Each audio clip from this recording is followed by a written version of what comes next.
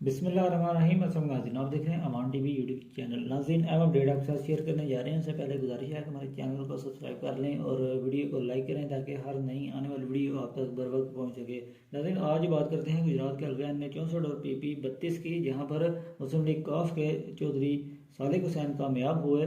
अलबत्ता इन दोनों नशिस्तों को जो है वो चैलेंज कर दिया गया है, नताइज चैलेंज कर दिए गए हैं PTI के हमारे याफ्ता उम्मीदवारों की जानिब से, जबकि हल्का N64 में जो है वो आइंदा चंद रोज़ में फैसला कर दिया जाएगा कि इस हल्का से चौधरी सालिक हुसैन कामयाब होते हैं या फिर मोहतरमा कैसरा लाही, जबकि PP 32 पर भी जो है ये नतीजा चैलेंज कर दिया गया है और इस नशिस्त पर चौधरी परवेज़ लाई या फिर चौधरी सालिक हुसैन जो है वो उनमें दोनों में से एक कामयाब होंगे। अगर दोनों नताइज जो हैं चौधरी सालिक हुसैन के हक़ में आ जाते हैं तो इन दोनों सीटों में से एक नशिस्त जो है वो चौधरी सालिक हुसैन रख सकते हैं, एक सीट उन्हें छोड़नी पड़ेगी। और गालिब जो इम्कान जो मीडिया ज़राए के मुताबिक बताया जा रहा है, इसके मुताबिक चौधरी सालिक हुसैन PP 32 की नशिस्त को जो है वो छोड़ देंगे।